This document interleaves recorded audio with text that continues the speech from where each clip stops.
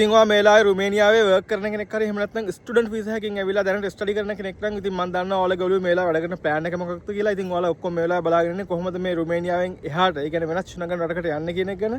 එතනින් ගොඩක් අය විස්තර හොයනවා කොහොමද ඕස්ට්‍රියාවට හරි ජර්මනියට හරි පර්මනන්ට්ලි මූව් වෙන්නේ කියන එක ගැන. ඉතින් අද මගේ මේ වීඩියෝ එකෙන් මම ඔයාලට අරන් එන්න හදන්නේ කොහොමද රුමේනියාවේ දැන් හරි විදිහට permanently ඔස්ට්‍රියාට හෝ ජර්මනියට move වෙන්න කියන එක ගැන ඉතින් වීඩියෝ එකේ මුල මැද අග විතරක් බලලා පහලින් කමෙන්ට්ස් කරලා විස්තර නම් අහන්න එපා කියන්නේ නැහැ. මොකද අපි ගොඩක් මහන්සිලා අපේ වටිනා කාලය කැප කරලා තමයි ඔයාලට මේ වීඩියෝ සරන් ඉන්නේ. ඉතින් ඔයාලට පොඩ්ඩක් මහන්සිලා වීඩියෝ එකවත් බලලා හරියට විස්තර ටික ගන්න බෑ නම් ඉතින් අහලා අපි කතා කරලා වැඩක් නැහැ නේද? රට එනවා කියන එකම තනිකර ලොකු රිසර්ච් එකක්. ඒ කියන්නේ ඔයාලා තනියම මහන්සිලා විස්තර හොයන්න ඕන. මේක ලොකු විස්තර හොයන ලොකු ප්‍රොසෙස් එකක්. ඉතින් ඔයාලකට අනිවාර්යෙන් කැප වෙන්න ඕනේ, මහන්සි වෙන්න ඕනේ. ඉතින් අපි කවුරුත් දන්න පරිදි රුමේනියාව බොහොම මෑත කාලෙක ශෙනගන් රටක් වුණානේ. ශෙනගන් රටක් වෙනවා කියලා කියන්නේ ශෙනගන් රූල්ස් වලට අනුව ඒ රටවල පුරවැසියන්ට සහ ඒ රටවල ජීවත් අනිත් අයට ඒ කියන්නේ අපි වගේ third world countries වලින් ඇවිල්ලා ඉන්නට පුළුවන් කිසිම වීසා එකක් ඇප්ලයි කිරීමකින් තොරව මේ බෝඩර්ස් ක්‍රොස් කරලා අනිත් රටවල් වලට ගමන් කරන්න. ඉතින් මේ ශෙනගන් රටවල පුරවැසියන්ට පුළුවන් කිසිදු වීසා ඇප්ලයි කිරීමකින් තොරව තමන් කැමති වෙනත් ඕනෑම ශෙනගන් රටක ජොබ් ඔෆර් එකක් අරගෙන එහෙට ගිහිල්ලා වර්ක් කරන්න. ඉතින් මම මේ කවුරු ගැනද කිව්වේ? ශෙනගන් රටවල පුරවැසියන් ගැන. එතකොට මේ රූල් එක අපි වගේ වෙනත් කන්ට්‍රීස් වලින් ඇවිල්ලා ශෙනගන් රටවල පදිංචිලා ඉන්න third world countries වලට අදාළ වෙන්නේ නැහැ. ඒකට අපි වගේ ශ්‍රී ලාංකිකයින් ඉන්න කරන්න පුළුවන් එකම දේ මොකක්ද? අපිට පුළුවන් අර ඉස්සර වගේ වීසා ඇප්ලයි කිරීමකින් තොරව වෙනත් ශෙනගන් රටක් දැන් පහසුවෙන්ම රුමේනියාව ඉඳලා විසිට් කරන්න. ඉතින් ඒ කියන්නේ ඔයාලට පුළුවන් රුමේනියාව ඉඳලා පහසුවෙන්ම ප්‍රංශයට, ජර්මනියට, ඔස්ට්‍රියාවට සංචාරකයෙක් විදිහට එන්න. ඉතින් දැන් එතකොට කවුද මේ සංචාරකයෙක් කියලා කියන්නේ? ඉතින් World Tourism Board එකට අනුව සංචාරකයෙක් කියලා කියන්නේ තමන් දැනට ජීවත් වෙලා ඉන්න ස්ථානෙන් කෙටි කාලයකට, ඒ කියන්නේ පැය 24කට වඩා වැඩි, නමුත් අවුරුද්දකට වඩා අඩු කෙටි කාලයකට සංචාර ක්‍රමයේ කටයුත්තක් නිසා හෝ එහෙම නැත්නම් ව්‍යාපාරික කටයුත්තක් නිසා වෙනත් ස්ථානයකට ගමන් කරන පුද්ගලයෙක්ට. ඒ කියන්නේ ඒ දේ ඒ ගමන් කරන තැන තමන් දැනට ජීවත් වෙන රටේ වෙනත් ස්ථානයකට වෙන්නත් පුළුවන්. එහෙම නැත්නම් ඒ තමන් ජීවත් වෙන රටේ ඉඳන් වෙන රටකට වෙන්නත් පුළුවන්. ඉතින් මේ සංචාරකයා කියන කැටගරි එකට මේ World Tourism Board එක ඇතුළත් කරලා නැහැ. අවුරුද්දකට වඩා කෙටි කාලයක් එහෙම නැත්නම් permanently ජීවත් වෙනවා කියන එක සහ ඒ එයා ගමන් කරන අලුත් ස්ථානයේ රැකියාවක නිරත වෙනවා කියන එක. ඉතින් මෙන්න මේ කාරණා පදනම් කරගෙන තමයි කෙනෙක්ට සංචාරක වීසා එකක්, ඒ කියන්නේ විසිට් වීසා එකක් නිකුත් කරන්නේ. මෙහෙම රටවල් වලින් විසිට් වීසා නිකුත් කරත් මේ ශෙනගන් රටවල් අතර පොඩි එකඟතාවයක් තියෙනවානේ. ඒ රටවල ජීවත් වෙන වෙනත් පුරවැසියන්ට, වෙනත් රටවල පුරවැසියන්ට විසිට් වීසා ඇප්ලයි කිරීමකින් තොරව අනිත් ශෙනගන් රටවල බලන්න අවස්ථාවක් ලබා දෙනවා කියන එක. ඉතින් මෙතනදී ඔයා තවත් ශෙනගන් රටකට යන්නේ විසිට් වීසා එකකින් තමයි. විසිට් වීසා එකක් ඔයාට ෆිසිකලි අතට ඔයාට ලබා නොදුන්නත් ඔයා තවමත් මේ තවත් රටකට, තවත් ශෙනගන් රටකට, තව ශෙනගන් රටකට ඉඳන් යන්නේ විසිට් වීසා එකක් කරා තමයි. එතකොට ඔයාට කිසිම වීසා එකක් නැතුව ඔයා නිදහසේ ගමන් කරත් ඔයාව අදාළ වෙන යන විසිට සංචාරකයා කියන කැටගරි එකට විතරයි. ඉතින් ඔයාට එතනදී වෙනත් රටකට ගිහින් කරන්න පුළුවන් සංචාරකයෙකුට කළ හැකි දේවල් පමණයි. ඒ කියන්නේ ඔයාට එතන නරඹන්න පුළුවන්, දවස් 90ක් වෙනකන් ඉන්න පුළුවන්.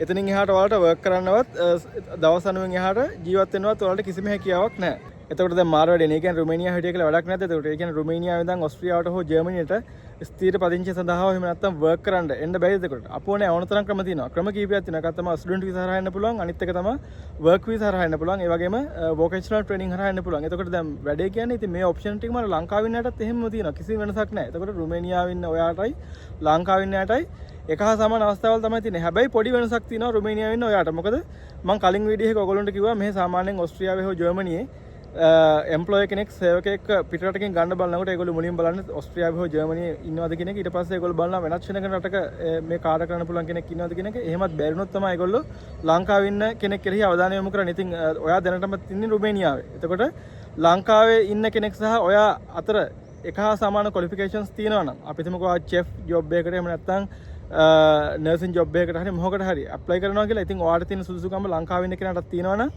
මෙතනදී මේ ජොබ් එක බොහෝ දුරට එන්නේ ඔයාට. මොකද ඔයාට දැනටමත් ශෙනගන් රෙසිඩන්ට් පර්මිට් එකක් තියෙන කෙනෙක්. ලංකාවේ ඉන්න කෙනාට වඩා ඔයා එක ස්ටෙප් එකක් ඉස්සරහින් ඉදිරියෙන් ඉන්නවා. ඉතින් අපි දන්නවා මේනකොට සෑහෙන ප්‍රමාණයක් ලංකාවේ රුමේනියාවට ස්ටුඩන්ට් වීසා වලින් ගිහින් ඉන්නවා. ඉතින් මෙතනදී රුමේනියාව ස්ටඩි කරපු කෙනෙක්ට ලංකාව කෙනෙක් එක්ක කම්පෙයාර් කරලා බලනකොට යම්කිසි වාසසහගත තත්ත්වයක් ඔස්ට්‍රේලියන් යුනිවර්සිටිස් වලින් ලබා දෙන්න පුළුවන්. ඒකට හේතු දෙකක් තියෙනවා. එකක් තමයි ඒගොල්ලෝ මේ වෙනකොට යුරෝපියන් ස්ටෑන්ඩඩ් එඩියුකේෂන් එක කම්ප්ලීට් කරපුවා. ඒ කියන්නේ දැන් රුමේනියාව ශෙනගන් රටක්නේ, යුරෝපා සංගමයට අතිරටක්. ඉතින් ඒගොල්ලෝ යුරෝපියන් ස්ටෑන්ඩඩ් එඩියුකේෂන් එක කම්ප්ලීට් කරපුවා. ඉතින් මේක ගොඩක්ම සමීප එඩියුකේෂන් එකක් ඔස්ට්‍රියාවට. මොකද ඒගොල්ලෝගේ එඩියුකේෂන් සිස්ටම් එක එකනේ. අනිත් දේ තමයි වීසා ප්‍රශ්න. මොකද ලංකාවේ ඉන්න කෙනෙක් එන්න ඕනේ වීසා එකක් කරා. ඒගොල්ලෝ අලුතෙන් ශෙනගන් වීසා එකක් ඇප්ලයි කරන්න ඕනේ. වීසා ප්‍රශ්න වලට මොහොත දෙන්න ඕනේ. ඉන්දියාව යන්න ඕනේ. එතන යම් කාලයක් ගත වෙනවා. එතකොට සමහර අයට ඒ ප්‍රෝග්‍රෑම්ස් වලට එන්න අදාළ කාල සීමාව ඇතුළේ වීසා නොලැබෙන්න පුළුවන්. එතකොට ඒගොල්ලෝගේ අවස්ථාවල් අහිමි වෙලා යන්න පුළුවන්. අන්න ඒ වගේ ප්‍රශ්න වලට යුනිවර්සිටිස් වලට මෙහෙදී මුහුණ පාන්න සිද්ධ වෙනවා. ඉතින් එතනදී රුමේනියාවේ ඉන්න ශ්‍රී ලාංකිකයෙක්ට අන්නේ ප්‍රශ්න වලට මුහුණ දෙන්න අවශ්‍ය වෙන්නේ නැහැ. මොකද ඒගොල්ලෝ ඔල්රෙඩි ශනගන් රෙසිඩන්ට් පර්මිට් එකකින් ඉන්න හින්දා ඒගොල්ලන්ට වීසා ප්‍රශ්න නැහැ. ඒගොල්ලන්ට අනිත් සියලු කරුණු සැපිරෙනවා නම් ඒගොල්ලන්ට අනිවාර්යයෙන්ම ප්‍රමාද වීමකින් තොරව යුනිවර්සිටි එකට එන්න පුළුවන්. ඉතින් මෙන්න මේ කරුණු කාරණා හින්දා සමහරක් රික්වයර්මන්ට්ස් ඒ කියන්නේ IELTS GMAT වගේ ස්කෝර් සමහර වෙලාවට බලන්න නැති වෙන්න පුළුවන්. බලන්න නෑමයි කියන්නේ බලන්න නැති වෙන්න පුළුවන්. ලංකාවේ කෙනෙක් එක්ක කම්පෙයාර් කරලා බලනකොට.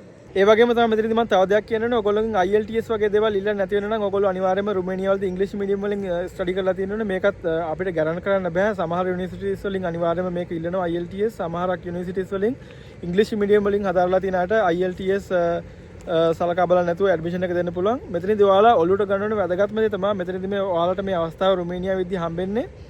ඔයාට හා සමාන ක්වොලිෆිකේෂන්ස් තියෙන ලංකාවේ අය අතරින් විතරයි. බැරි වෙලාවත් ඔයාට යම් කිසි දුරකට හෝ ක්වොලිෆිකේෂන් තියෙන තව ලංකාවේ කෙනෙක් මෙතනදී මේ යුනිවර්සිටිස් වලට ඇප්ලයි කරලා තිබ්බොත් ඔයා රුමේනියාවේ ඉන්නවා කියන එකවත් සලකා බලන්න නැතුව ලංකාවේ ඉන්න කෙනාට ඒ chance එක යනවා.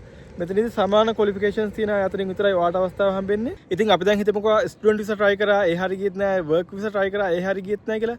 ඉතින් එතනින් එහාට වාගේ සිහිනේ බොඳ වෙලා යනවද එතකොට නෑ. ඔයාට තව එක ක්‍රමයක් තියෙනවා. මේක තමයි සාර්ථකම ක්‍රමය. ඒ කියන්නේ රුමේනියාවේ ඉඳන් ඔයාට මං කලින් එන්න පුළුවන් කියලා කියපු ඒ ක්‍රම දෙක ස්ටුඩන්ට් විසා වර්ක් විසා මේ ක්‍රම දෙකට වඩා සාර්ථකම ක්‍රමය තමයි මේක. ඒ තමයි ඔයා රුමේනියාව විස්තර පදිංචිය ගන්න එක. ඒ කියන්නේ පර්මනන්ට් රෙසිඩන්සි එක රුමේනියාව වල ගන්න එක. ඉතින් මෙතනින් එහාට ඔයාට ඊට පස්සේ ගොඩක් දේවල් ලේසි වෙනවා. ඉතින් ඔයාට මේ chance එක රුමේනියාවෙන් ගන්න පුළුවන්. දැන් රුමේනියාව ශෙනගන් රටක් හින්දා. ඉතින් මම දන්නවා මේක ලේසි පහසු ක්‍රමයක් නෙමෙයි. ස්ටුඩන්ට් වීසා වගේ ඔයාට අවුරුද්දෙන් එකමාරෙන් මූව් වෙන්න පුළුවන් ක්‍රමයකුත් නෙමෙයි. වර්ක් වීසා වගේ ජොබ් එකකට ඇප්ලයි කරලා ඉක්මනින් එන්න පුළුවන් ක්‍රමයකුත් නෙමෙයි. මේකට ඔයාට අවුරුදු 5ක් රුමේනියාව කට්ට කන්න වෙනවා. ඒ වගේම රුමේනියාවේ අවුරුදු 5ක් ඉන්නවා කියන එකත් ලේසි පහසු නෙමෙයි කියන එක මම දන්නවා. මොකද මගේ රුමේනියාව වල ඉන්නේ යාළුවෝ කියනවා ඒක කොච්චර අමාරු ලයිෆ් එකක්ද කියලා. ඒ කියන්නේ සමහර වෙලාවට ඔයාලට සැලරි එකක් පවා නොලැබෙන අවස්ථාවල් තියෙනවා. හැබැයි ඒ කොහොම වුණත් ඔයාගේ ෆයිනල් ටාගට් එක ඕස්ට්‍රියා හෝ ජර්මනි නම් ඔයාට වර්ක් වීසා හරහා හෝ ස්ටුඩන්ට් වීසා හරහා එන්නත් බැයි නම් ඔයාට තියෙන එකම ඊළඟ ඔප්ෂන් එක තමයි මේක. ඉතින් මේක මාරම ස්ටේබල් පාත් එකක් වර්ක් ස්ටුඩන්ට් වීසා වලට වඩා. මොකද ස්ටුඩන්ට් වීසාවත් ඔයාලා මෙහෙ ස්ටඩි කරන්න ඕනේ. ඔයාලට වැඩ කරන්න පුළුවන් පැය 20ක් විතරයි. ඔයාලගේ සැලරි එක ගොඩක් අඩුයි. එතකොට ඒ ලයිෆ් එක ගොඩක් අමාරුයි. වර්ක් වීසා වලට එන්න පුළුවන් වුණොත් ප්‍රශ්නයක් නැහැ. හැබැයි ඒක ගොඩක් අමාරුයි. ජර්මන් භාෂාවේ හැකියාවල් ඔයා සෑහෙනට මුලින් ඔප්පු කරන්න ඕනේ. ඉතින් අර මම කලින් කිව්ව පර්මනන්ට් රෙසිඩන්සි එක ගත්තොත් ඔයාලට රුමේනියන් පුරවැසියන් වගේම යම් chance එකක් හම්බ වෙනවා අනිත් ශෙනගන් රටවල් වල වැඩ කරන්න. එතනදී එතකොට ඕස්ට්‍රියාව හා ජර්මනිය රටවල් දෙකෙත් ඔයාලට එහා සමාන අවස්ථාවක් හම්බ වෙනවා. ඉතින් මේ ක්‍රමය තමයි ඔයාලට තියෙන අවසානම ක්‍රමය. මම දැන් කලින් කිව්ව දේවලුත් එක්ක ඔයාලට තේරෙන්න ඕන රුමේනියාවේ ඉන්න ඔයාලට ලංකාවේ ඉන්න යට වඩා ගොඩක් ලොකු chance එකක් තියෙනවා ඩිරෙක්ට් රුමේනියාවේ ඉඳන් ඕස්ට්‍රියාවට හෝ ජර්මනියට මාරු වෙන්න. ඒ කියන්නේ ඔයා එක ස්ටෙප් එකක් ලංකාවේ ඉන්න යට වඩා ඉස්සරහින් ඉන්නවා. ඒ කියන්නේ ඔයා ශෙනගන් රෙසිඩන්ට් පර්මිට් එකකින් දැනට ජීවත් වෙන රුමේනියාවේ. ඉතින් මෙතනදී ඔයා වර්ක් වීසා එකට ඇප්ලයි කරත් ස්ටුඩන්ට් වීසා එකට ඇප්ලයි කරත් ඔයාට ඒ වාසිය ගන්න පුළුවන් මෙතනදී. හැබැයි මෙතනින් කියන්නේ ඔයාට ජර්මනියට ඕස්ට්‍රියාවට එන්න තියෙන රික්වයර්මන්ට්ස් බයිපාස් කරන්න පුළුවන් කියලා. ඉතින් බයිපාස් කරනවා කියන්නේ ඒ රික්වයර්මන්ට්ස් මගහැරලා යනවා කියන එක. එතකොට මේ රික්වයර්මන්ට්ස් මොනවාද? මේවා තමයි ජර්මන් ලැන්ග්වේජ් ස්කිල්ස්, එතකොට වර්ක් එක්ස්පීරියන්ස් වගේ දේවල්. ඉතින් මේවා ඔයාට අනිවාර්යයෙන්ම තියෙන්න ඕනේ. ඉතින් ඔයා දැනට රුමේනියාව වර්ක් කරන කෙනෙක් නම් එහෙම නැත්නම් ඔයා දැනට ඉගෙන ගන්න කෙනෙක් නම් ඔයාට ජර්මන් ලැන්ග්වේජ් එක බැයි නම් ඒ කියන්නේ ඔයාට ජර්මන් භාෂාවේ හැකියාව දැනට නැත්නම් ඔයාට සිද්ධ වෙනවා ඔයාගේ ටාගට් එක ඕස්ට්‍රියාව හෝ ජර්මනිය නම් ඔයාට රුමේනියාවේ ඉඳන් ජර්මන් භාෂාව ඉගෙන ගන්න ස්ටඩි කරන්න. ඉතින් මේකට ඉගෙන ගන්න ගොඩක් පහසුකම් තියෙනවා. ඔයාට රුමේනියාවේ බුකාරෙස්ට් වල පුළුවන්. එතන තියෙනවා ගර්ට් ඉන්ස්ටිටියුට් එක. ඔයාට ඒකට ගිහින් ස්ටඩි කරන්න පුළුවන්. මෙන්න මේ වෙබ්සයිට් එකෙන් යන්න. ඉතින් මම දැන් මෙන්න මෙහෙම Google Chrome එකට ගිහින් ඔයාලට පෙන්නන්නම් කොහොමද මේ විස්තර ගන්න කියලා. මම දැන් ඔන්න ටයිප් කරනවා ගර්ට් ඉන්ස්ටිටියුට් ඉන් බුකාරෙස්ට් කියලා. ඔයාලා මෙන්න මේ විදිහට ටයිප් කරලා අදාළ වෙබ්සයිට් එකට යන්න ඕනේ. ඒ ගියාපුවම මෙන්න මෙතන තියෙනවා වෙබ්සයිට් එක. මෙතනින් අපිට විස්තර බලන්න පුළුවන්. දැන් අපි බලමු මේ ගර්ට් ඉන්ස්ටිටියුට් එක බුකාරෙස්ට් වල හරියටම කොතනද තියෙන්නේ කියලා. මම මෙන්න මෙහෙම Google Earth එකේ ගහලා බලනවා. මෙන්න මෙතන තමයි ප්ලේස් එක තියෙන්නේ. ඉතින් අපි බලමු මේක හරියට මේ ස්ට්‍රීට් එක කොතනද කියලා.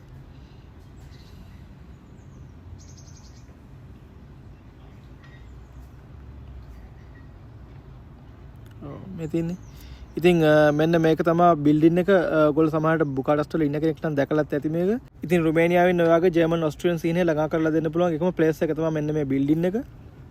ඉතින් අපි දැන් ඉක්මනට ගිහින් බලමු මේ ගර්ට් ඉන්ස්ටිටියුට් වෙබ්සයිට් එකට ඔයාලට මේක මොනවද කරන්න පුළුවන් කියලා. ඉතින් අනිවාර්යෙන් අපි දන්නවනේ ජර්මන් සාමාන්‍යයෙන් A1 A2 B1 B2 C1 කියලා තියෙනවනේ ලෙවල්ස්. ඉතින් අපි දැන් මේ ඉන්නේ වෙබ්සයිට් එකේ. ඔයගොල්ලන්ට අපි ගිහින් බලමු මොනවද ඔයගොල්ලන්ට කරන්න පුළුවන් කියලා. මෙතන අපි මෙතන ජර්මන් ලැන්ග්වේජ් කෝසස් ඉන් රුමේනියා කියලා සිලෙක්ට් කරලා ඊට පස්සේ අපි දැන් පහළට යනවා. මෙතන already select වෙලා තියෙනවා age adults කියලා. ඉතින් ඔයාලා අනිවාර්යෙන් adults category එකකට වැටෙන්නේ. එතකොට ඔයාලා ඒක එහෙම මේ field එක තියෙන අරින්න. ඊට පස්සේ එහා පැත්තෙන් තියෙනවා level all කියලා. අපි මෙතනින් අපිට ගැලපෙන level එක select කරගමු. ඔයගොල්ලෝගේ German 0 නම් අපි beginner A1 දානවා. ඊට පස්සේ මෙතන හවස් ඒ කියන්නේ කෝස් හවස් ප්‍රමාණය තියෙනවා. ඊට පස්සේ ෆයින් මෝ ගිහිල්ලා මෙන්න තියෙනවා A1 courses ටික. ඉතින් prices එහෙම ඔයාලට බලා ගන්න පුළුවන්. around 1980 ඉඳලා තමයි ගොඩක් courses තියෙන්නේ. මේ ඔක්කොම වයස අවුරුදු 16න් උඩ 17න් උඩ යන්නේ විදිහට බෙදලා තිනවා. ඉතින් මේ තමයි ඔයාගේ ඔස්ට්‍රියන් ජර්මන් සිහින ළඟා කරගන්න පුළුවන් එකම පාත් එක ජර්මන් ලැන්ග්වේජ් එක පටන් ගන්න එක. ඔයාලට ඒක මෙතනින් තමයි කරගන්න වෙන්නේ. ඉතින් මම හිතනවා රුමේනියාවෙන් අපේ ලංකාවේ ආයෙත් තිබ්බේ ගොඩක් ප්‍රශ්න වලට මම උත්තර දුන්නා කියලා. මොකද මම මොකක් හරි Facebook එකේ post එකක් දාපුවාම ඔයගොල්ලෝ අහන්නේ රුමේනියාවෙන් ඉඳන් මට ජර්මනියට හෝ ඔස්ට්‍රියාවට එන්න පුළුවන්ද?